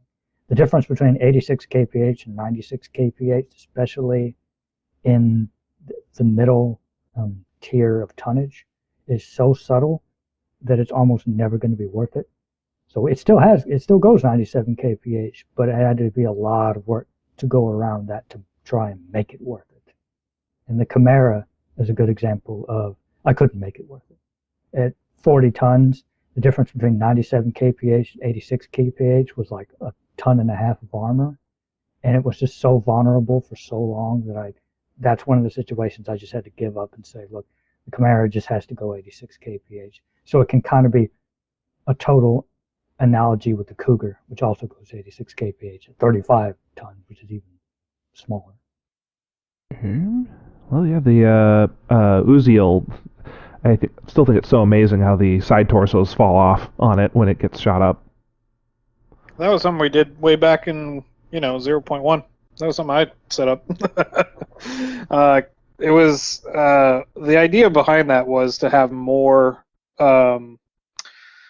mechs have side torsos and even middle torso like panels like falling off, and that the Uziel itself to have the torso fall off like that was just a proof of concept because that was one of the only early mechs that we had that had like torsos that looked like it could fall off pretty easily and quickly. Because technically we actually don't replace the model. I think it's still just an attachment that we just send a signal to say, hey, this is destroyed, now detach this part of it. We do the same thing for the arms as well as the the cat ears for the Mad Cat and the Mark II. It's just also set up for the Uziel that way. But yeah, the plan was always to have like armor pieces or panels fall off. But we didn't have like any of the mechs have any exposed interiors, and we didn't have any of those models. So we didn't want to set that up without physical models there inside of that, right? But that would have been something cool to create. Making a different game. Yeah, the system is still there to where we could almost do whatever we want with it. It's just been a case of, part-time self-taught modelers. We're trying to keep it as basic as possible, and that starts getting into a whole. Oh yeah. Another thing I was thinking about was how there's more standard engines, I think, in the game now than there used to be. Is that right, Invictus? Yes, actually, I had to make quite a few changes for them to be worth it. Because MWLL, as it was, didn't do the whole destroyed side torso from an XL engine means you're dead. They decided to go instead with a higher transfer rate. So I believe the original was... Yeah, that was something we did in 0-1. It's 2 times, and then for the standard engine, it's ×1. That was somewhat justifiable in edge cases like the Atlas, because it has max armor anyway. So you have so much armor on the CT that if you take out a side torso at a ×1 modifier, it's going to take forever. But we've since then introduced other mechs that are much smaller and much lighter. The Hellhound has a standard engine. The Locust 2C has a standard engine, even at 25 tons. The basic ×1 has worked, but since then I've also reduced the back torso modifier. So I think it's down to 1.5. It used to still be 3.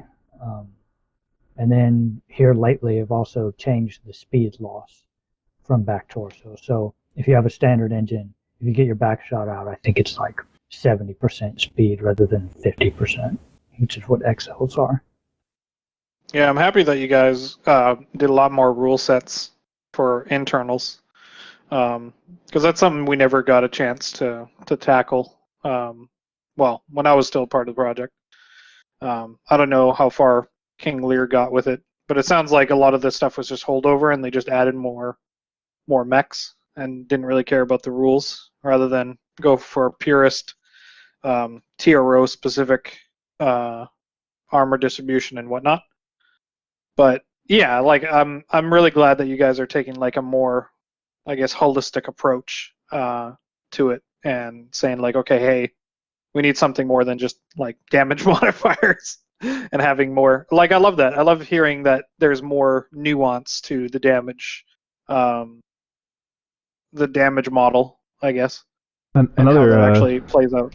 Thing that I think Invictus has really shot for is balancing for pure tech, and I mean, it still of course has its issues and it'll never be exactly right, but one of the things I know that he was talking about was the asymmetrical parity, or whatever they call it, with the so Clan has only one jump jetting heavy mech in the game, which is the Thor, whereas Inner Sphere has the Catapult, the Avatar, and the Thanatos, all capable of mounting jump jets.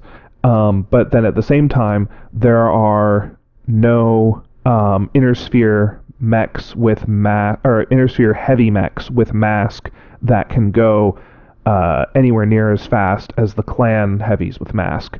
For example, the 2 Inner Sphere heavy mechs with mask are the Rifleman and the Avatar, neither of which are fast heavies. They're, sort of middling when it comes to speed, and so the mask doesn't really give them as much of a bonus as, say, the Loki or the Cauldronborn on the Clan side, because their mask makes them real fast, which doesn't translate over to the slower Inner Sphere heavy mechs. Well, this was something that I would probably pose to Invictus, and they can probably field both of these kind of questions, is in terms of the rule sets for pure tech. Like even with at 0-1, we were still kind of wanting to have the inner sphere on kind of a metagame. You know, the idea versus like of Russians that have they field like a ton of people and they just throw everything out there, and it's not really quality. It's more quantity versus quality. And I was thinking of the same thing in terms of like inner sphere versus clan, right? So even represented in terms of the C-bill balancing, like for the most part, when we first laid out for the cost ramifications of when you can actually buy, the next tier, medium, heavy, assault. Usually it's going to be the inner sphere mechs before the clans. And honestly, in terms of pure tech, maybe that should just be exemplified. And then even further to that, why not look at it, same thing, you have, as Zap Brannigan says, I send wave of men at your disposal. Have the inner sphere, maybe set it up so that you have the balancing of teams where clan have maybe it's a 1-to-4 disadvantage, right? So you have 4 inner sphere versus 1 clan, and then that way, like for clan also, I remember in terms of like the history and the actual either reading up on the books or reading up on like the stories behind it, they would do that in terms of for their honor's sake and to test their own prowess or whatever in battle. Some ideas of having going forward with a balancing in terms of pure tech, that would be something you guys could explore maybe. And then even if you really wanted to go into it, have it in terms of like restrictions based on time frame. So like the Uziel actually didn't come in to like post clan, so you could even restrict like certain inner sphere technology and mechs so that they're not even available if you're wanting to play certain time frames. But yeah, like just some ideas, throwing them out there. As things are now, just looking at the stats, the server stats, inner sphere assets. So among tanks, planes, and mechs, there have been 117,000 inner sphere assets purchased. I'm not sure when the start date for this data is, but in that same time period, only 88,000 clan assets were purchased. So is that that's not divided into mechs, tanks, or anything like that, is that? No. You can look it up in all sorts of different ways. I'll send you a link. Sure. Well, that's actually even a cool kind of ratio that you have. So to go back to your question, basically the concept of asymmetrical teams was always going to be a non-starter for me. The player count is so low. I think we're down to 14v14 max. That you don't have the player slots to start messing around and having more players on one team than the other. And in order for that to be justifiable, the gap in power between the two tech bases would have to be so great that when you turn off pure tech, there's almost no reason to ever use any inner sphere stuff. So rather than doing that, what we ended up doing is kind of a threefold way to differentiate the two tech bases. The one that existed at first was, of course, the C-bill difference. On average, clan stuff is always going to be more expensive at a tonnage than inner sphere stuff. Then we did the ticket difference. So ticket on death is probably, when you compare it to Battlefield, where the player in the tank or in the jet or in the infantry, when they die, it's 1 ticket death. Doesn't matter. In fact, if the guys jump out of the tank or the plane and you destroy the vehicle, it doesn't count for any ticket loss. Whereas in this game, ticket loss from asset death is much more important than ticket loss from technically player death. So on average, when you die in a Stormcrow, you're going to be bleeding way more tickets than if you die in a Bushwhacker. I think right now it's 10 or 11 versus 7 or 8. So it's built into where you're punished harder. Sure, the clan has a higher ceiling, but if you die in it, you're punished logistically harder for losing more tickets than you would in IS stuff. So you can do the wave effect, where you can throw more stuff from the Inner Sphere tech base and not worry about bleeding as many tickets. And then the last one that we actually added after the shutdown, once I took over, was the C-bill modifier. So the reward modifier. Basically, it's kind of a hybrid between C-bills and tickets. What we did is that whenever you shoot something, the reward you get for damage and destruction of stuff that you kill is modified based off of where it's what you shot, where they are in a tier system versus what you were in when you shot it. So I think there's 16 tiers, and your C-bill gain gets modified 5% for each difference in tier. So for instance, the Harasser is tier 1 and the Daishi is tier 16. You will get 80% more C-bills shooting at a Daishi with a Harasser, and you will get 80% less shooting the Harasser with the Daishi. And that also helps with the asymmetrical balance, but that also ended up helping snowballs. So if someone gets in a big mean mech early, now they make so much less money thanks to the modifiers that they're going to struggle to keep that repaired or to buy another if it gets destroyed. Whereas on the other side, all the people still in the lights and the starters can just basically beat it like a piñata for money. So there's much more of a risk for uptunning that quickly than there used to be. Sounds like you get a lot of yo-yos then between, multiple different aces, where you would get, one person in a Daishi, everybody else drive around in harassers until they can pool for another Daishi again, and then just switch to another person. Or, pool. But hey, whatever. I mean, just a thought in terms of just the physicality of it versus, I understand in terms of the limited player counts, of course. It doesn't even need to be 1 to 3, or 1 to 4, but just the physicality of it. Seeing two take for example the MechWarrior 3 intro.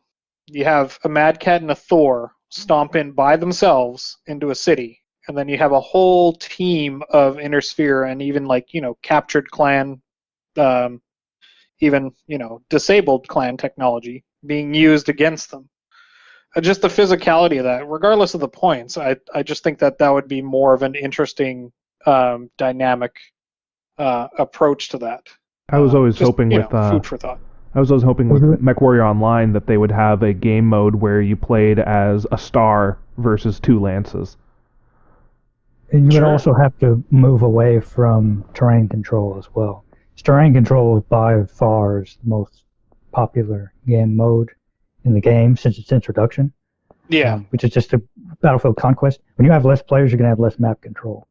And based off how important the map control is for the ticket bleed versus how important deaths are, also that's just, you're going to run into complications with that because you're just never going to have the boots on the ground to back cap and run around the map and get all the right. One way around that would be either limited control points, just have it as a single one or even 2 of them, or even the limited ticket system, or even change out entirely and go pure deathmatch style. I guess you could also change the speed at which each team can cap, I guess. Sure. There's multiple ways. It's just something that I've always wondered. Rather than restricting very much based in terms of a 1-to-1, I was always wondering how IS versus clan to have something that feels balanced while you have asymmetrical amount of people on the field. Because of course, you have the very expensive clan technology. It makes sense that they wouldn't have as many physical pilots on the field against the same physical amount of pilots that IS would have. That's actually one of the things that really dictated what I decided to try and put into the game first, as I was trying to fill out the roster for a PureTech. So I believe at first it became IS needed faster heavies, and Clan needed cheaper lights. So those are the areas that I focused on first before moving on to stuff like, the Kodiak, which is just kind of nice to have, but you don't really, quote unquote, need it. And people have played PureTech. Go ahead. People have been playing PureTech a lot lately, and it's been pretty even. It's in an okay spot. It's most of the problem just comes from some people just really don't like one of the styles. So if someone really loves Clan stuff and they're stuck on IS, it kind of miffs them because it's hard to emulate that play style on one tech base from the other. But as far as asymmetrically, they're fairly balanced as it is now. It's just the way that I've done it is more to make the two tech bases, I guess, close the gap between them, because Clan has better bread and butter weapons, so their ERPPC is straight up better. Their LRMs are straight up better just because they're lighter. The Gauss is straight up better, so on and so on. But the Inner Sphere I've introduced a bunch of new weapons. So they have a light PPC, they have a heavy PPC. Of course, they have the Rack 5, they have the Rack 2, and they have all these specialist weapons to where in their niche, they can outperform Clan weapons. But Clan weapons overall are always going to be, always going to be able to fit more of them, and they're just going to be kind of base better than the basic bread and butter weapons. And that works in a situation where both teams are equal. If I tried to make it asymmetrically balanced for players now, it totally wouldn't work, because I think IS would just stomp the hell out of the Clans, because the tech bases are just closer than they technically should be from lore. Well, that's also what I mean in terms of lore, that you would have to take into account time frame, right? So of course, Dark Age and further, you have those rotary autocannons, or even pre Dark Age rotary autocannons. But in terms of Clan invasion, I don't think racks were even involved, for example, but like Gauss was. So those are possibilities of having those being restricted out. But yeah, whatever. There's multiple ways to balance that. And even then, in the end, the whole lore thing kind of comes down to the fact that the Clan pilots were supposed to be way better, and you can't really guarantee that in game.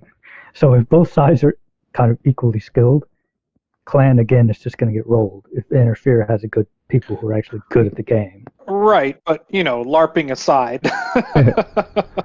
I mean, you already have that advantage based on the equipment that they have, right?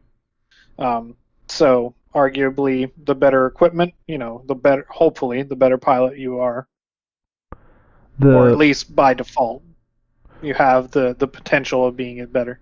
One of the issues with PureTech right now is based on how well it works on any given map.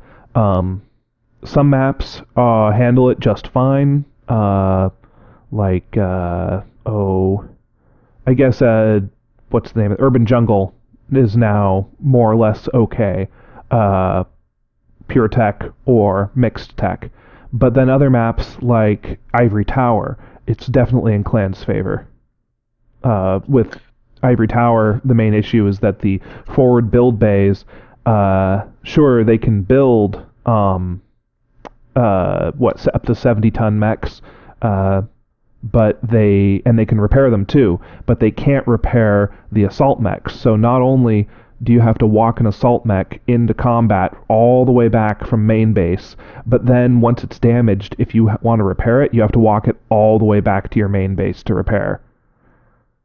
Yeah, that's another thing that's interesting, and that it's not implicitly stated, but when you actually play the game, it's very obvious that the Clans also have superior logistics.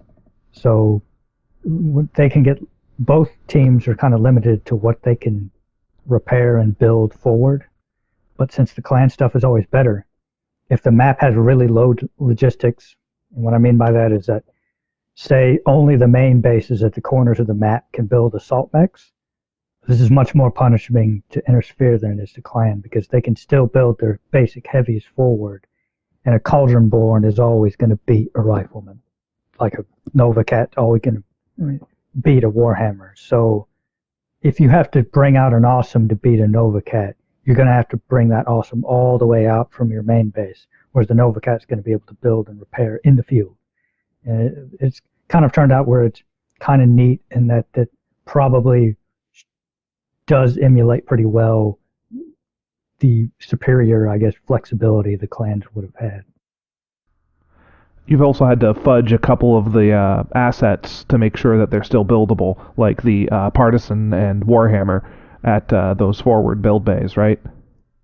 Yeah, there is no hard rule. I mean, we write on the minimap up to 65 tons, just as a sort of a general rule, but it's not exact. So the Nova Cat and the Warhammer are both forward. They're both 70 tons, but the Thor and the Avatar aren't. But they're still 70 tons.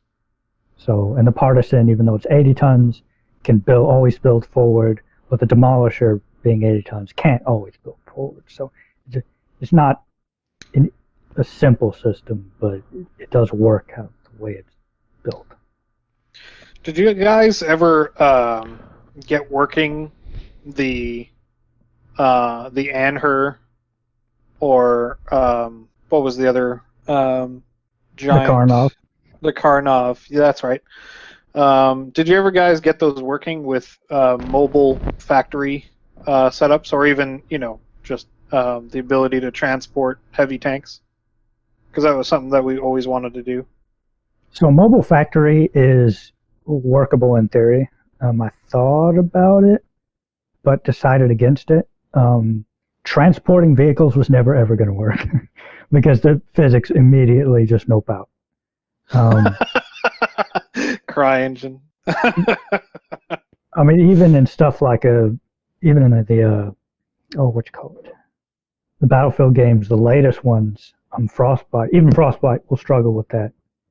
I know there's supposed to be a big deal where you can tow the weapons and around, and in-game it actually is just super buggy. And even so, in this day and age, in 2020, with AAA teams trying to do stuff like that is okay. It's just interesting because I do via Unreal, I do contract work for cranes, and I've done nothing but physics simulation with that. So I know kind of how to do that from the ground up. A lot of people say it is impossible, but it's a lot of in terms of like the attachments that you can do with that and have those glued. And I even did a prototype with a crane in CryEngine back in the day. I should share that video. And the idea behind it was like, you're a wrecking crew that goes around and does like this cleanup for like post zombie apocalypse. It was a little mini game that we pitched for Crytek back when I was working with them, and they loved the idea. And I prototyped it for a little bit, and then stuff got canned, and we had to work on Rise, Son of Rome. Fuck that game. Anyway, the point was to use like the rope system as the attachments. But yeah, it's more so the physics in multiplayer that causes issues with that. Yeah, it's definitely not impossible, but it's like, basic physics stuff has been around like since Gary's mods kind of been around for years. But once you start getting in a multiplayer environment where servers got to keep track of who's where, and the tank should technically be able to try and move, and it becomes a nightmare for they're not really. Arguably, what you would do, well, this is what I would do, is have it so that you would shut down any sort of physical movement other than physicality movement, and have that dictated by the server, and then the server propagate that to all the clients. So it's the server that's dictating what happens to it, right? And you can still, because that's even what happens with the physical hitboxes, is those are updated on server side and then distributed back down to the client. But you still have the client side hitbox that determines what got hit and where, and then it communicates that back to the server, and then they just do a check whether or not that's true. But in terms of the physicality, if that's done all server side and distributed down, then that's usually fine, unless it's trying to do a physics resolve and trying to get out of a collision situation. But if you're creating like a hierarchy, then that's all ignored, right? So that should work. Now, even now, we could probably fool at least the mechs into thinking there's seats. So like back in Crysis when you could just get in a seat. Yeah. And we could just have the mech kind of just sit in the back. And I think that would work perfectly fine. Tanks, though, you would have to get some sort of hold down code in there to keep that's the thing about the seats, is they're just a glorified attachment system. And that's how I would work it anyway. I know, like, I don't know if you guys still have the source for CryEngine anymore, but there is ways to finagle it with the attachment system that you can still do with characters. And since both the mechs and the tanks still kind of rely on that, because the tank in the end is still a character, you could still do that. And we have the Cry mod stuff, but we don't have the actual engine stuff. Oh, that's too bad. But it's going to come down. The Karnov and On Her are supposed to be the next big patch project I'm going to do over the next few months. Nice. Basically, I've decided not to use them as literal transports. I've looked at the models, and they're huge. Yeah. And they were designed that way to hold a demolisher in the back. And the actual utility of being able to shuffle around stuff like that is going to be so niche and so limited that I decided, what I'm going to do with them instead is basically just turn them into gunships. So if you think the attack helicopter from Battlefield, that's what the light VTOLs are. The transport helicopters from Battlefield is what the heavy VTOLs are going to be. So they're going to have turret. The only worry that I would have with that is, as a gunship, you have so many players situated in one physical location, and somebody getting a kill on that kills multiple pilots all at the same time. Yeah, I know you have differentiations between the pilot kills versus the mech kills, but the bigger problem would be like the number of assets that are deployed on the field. You're going to have so many physical players in one singular location. The Karnov or the Anher would have to be like physically like very, very powerful in order for that to be a viable option, really, in my opinion. Correct, which is why we decided instead of having players control the side turrets, we're just going to have AI do it. Because there's automated turrets already in the game. Yeah. We've already experimented that, and some of the new assault tanks have automated flamers. So it works. Oh, that's cool. But it needs some coding work to clean up because the system that's in there is really basic. I don't think it's going to be a problem, but that's pretty much the plan. We're going to have auto turrets on each side.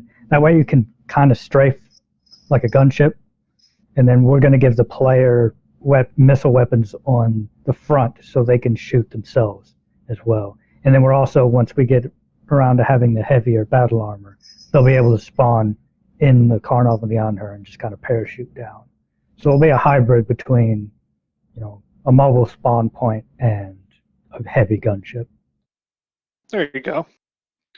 One thing that I remember having a conversation with Defender about this, actually, back when, I guess 0.5 era, was with the Karnov and the Anher, even with, the limitation of physical transporting, things back and forth.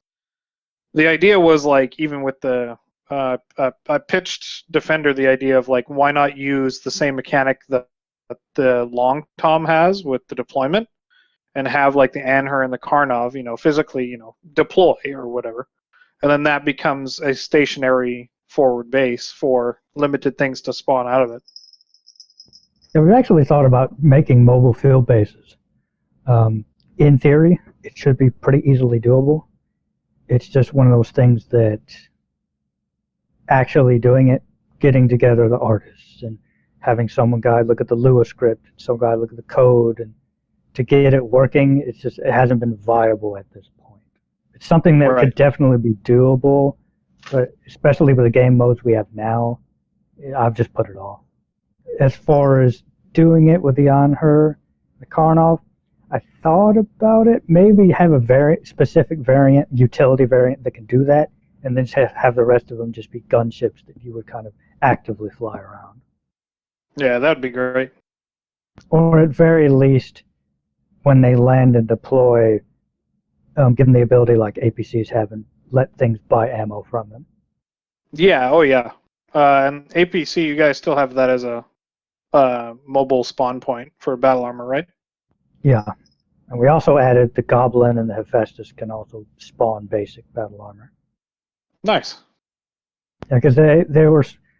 Eventually we added that so that you can have actual kind of forward actual spawn points, because the APC is not a combat vehicle. So you basically just kind of hide. It's like a hidden spawn point, but it's a forward spawn in combat. No. I even saw somebody trying to use an APC as a combat vehicle just yesterday, I think. Oh, they were very quickly complaining about how the machine guns didn't seem to do very much, and for the next minute it was just a whole bunch of vets in chat saying APC isn't a combat vehicle. APC isn't a combat vehicle. Yeah, I actually moved it to the very bottom of the buy menu and put in the flash a big sign that says this is not a combat vehicle. Because it used to be the first thing you would see in the buy menu, and so people would constantly take it, drive in, and just do absolutely nothing with it. Oh yeah, because isn't it alphanumeric? No, it's actually the position. It's sorted on the position they occupy in the mech list Lua script. So whatever line they're on, once the table begins, is the order of which Oh yeah, that's right. I think the initial setup of that was just copy paste the alpha, the sorting of it. It was alphanumeric, and it was just copy pasta from that. that actually took me forever to figure out, because it's not really stated anywhere. Because I searched the code to figure out where the heck it is. Searched the action script and the flash sources. Searched the Lua scripts. Searched the C code. I never actually did find how it decides what order it's going to be in. I just kind of messed around with the mechlist Lua itself, and eventually I noticed that it changed. And that's probably my biggest complaint of working on this, is that there's a lot of stuff that is very understated on how it works or how it's connected, and the flash for the UI is probably the worst of everything. Oh, yes. I know your pain. I mean, we've been working on this for 3 or 4 years now. We've barely changed the flash at all. We still don't have anyone that fully understands. I hate action script. I hate it with a passion. Changing anything specifically was such a pain in the ass. It took us a while to actually find Flash artists, and I can't imagine, you guys finding them now, because ActionScript 3 is just so outdated now compared to a lot of things. Or ActionScript 2, that's right. It's such an outdated concept now. I don't know. I just hate Flash just in general. It's terrible as far as its performance as well. If you disable the HUD, you gain 30 frames a second. Oh my god, really? Yeah, that's horrendous. Wow. That is horrendous. That's one of the things. There's so many things that update per tick in the HUD, and you have no control over that, which is so dumb. HUD is also one of the things that has kind of held up including more battle armor, because we need to add all the new battle armor and the weapons and everything to the buy menu, and even basic changes to the buy menu. We're only really now starting to get close to being able to change that stuff. And it also doesn't help that I think Deathshade was the one that worked on a lot of that back in the day. You can tell that all of the sources we have were his personal stuff. He did not label anything. He did not explain anything. So that's just another layer of being extremely difficult to work with. Yeah. Yeah, unfortunately back in 01, we were sort of the same, but I guess in terms of, I have an excuse of we were pioneering the stuff and trying to get it out the door. But that honestly, I think that's just the curse of the CryEngine, because CryEngine, when we were trying to figure that out, it was the exact same. We were in the exact same boat. We had to reverse engineer everything to get any sort of semblance, and like for the longest time, even right before 0.1, we were still using like the CryEngine or the Crysis HUDs for a lot of things, and still like a lot of the game mode related things, all the HUD elements are still CryEngine, but they're just superimposed with different icons, or the Crysis menus. I don't know if you guys changed a lot of the buy menu stuff, but that was all early Crysis 1 assets that were just superimposed with different icons. The fabled buy menu rework has not happened yet. We brought on someone specifically to try and head bash it himself, but it's something that I looked into, Andrews looked into, Star Wraith when he was still here, he looked into, and it's a mix of things. It's the fact that the source files in Flash, the actual program is so old, the scripting language it uses is obsolete, nothing is labeled in the sources, and worst of all, the way it communicates with the C code and CryMod, and then the way that communicates back with the Lua scripts in the regular files, between those three, even the most basic stupid change becomes a great crusade to figure out how the heck it's actually communicating. I call that the CryEngine spaghetti. Yeah, that hadn't changed all the way until they call it CryEngine 5, but whatever. It's all the same. It's all the same original CryEngine, and it's all garbage. That's part of the reason why I went to Unreal. Well, it's funny you mention CryEngine spaghetti, because I have some spaghetti on the stove, and I'm getting hungry, and our recording is getting close to 2 hours and 20 minutes, so... Oh, we can call it. I can keep bullshitting about, MWLL forever. All right, well, I suppose I'll cut it here. This has been Returning to Base, a MechWarrior Living Legends podcast. Thanks for listening, and an extra special thank you to Timothy Seals for our intro music, and Shivoxy for our outro music.